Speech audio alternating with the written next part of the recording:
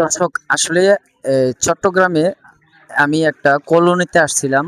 তো এখানে দেখতেছি ভাই প্রচুর পরিমাণ পানি। হ্যাঁ, তো আসলে দৃশ্যটা দেখে আমার কাছেও খুব খারাপ লাগছে। কি বলবো আমি আর, মানে ভাষা খুঁজে পাচ্ছি না।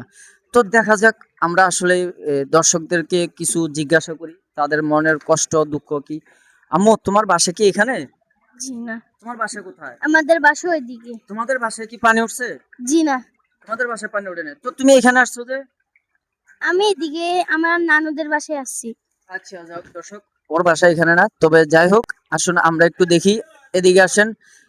এই এ ভাইয়া, এদিকে আসো, এদিকে আসো একটু। তোমার বাসা কোথায়? তো এখানে আসছো যে? ও দেখতে এসছে আমাদের। আচ্ছা, তোমার বাসায় কি পানি উঠছে? জি তোমাদের বাসায় পানি উঠছে না? জি। তো দর্শক আসলে ওর বাসায় পানি উঠছে, আমরা ভিডিও করতেছি, ও দেখে আসছে, আসলে ওর বাসা এখানে না। তো দেখা যাক আমরা এদিকে আসেন ভাই, আর একটু কাছে আসেন, আর একটু কাছে আসেন।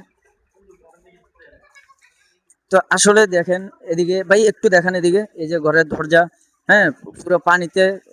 এই দিক দিয়ে আসেন, এদিক দিয়ে আসেন, এদিক দিয়ে দেখেন একটু। তো দেখেন আসলে কি এক অবস্থা। তো সবাই দোয়া করবেন, যারা পানিতে আছে, বন্দি আছে, তাদেরকে যেন আল্লাহ করে রহমত করে। অর্থাৎ এখানে যদি আল্লাহ তাআলা রাব্বুল আলামিন যদি আমাদের পাশে না থাকে, তাহলে আমাদের আর কিছু করার থাকবে না। হয়তো উনি সন্তুষ্ট হয়ে আমাদের উপরে এই ঝড় বৃষ্টি দিছে।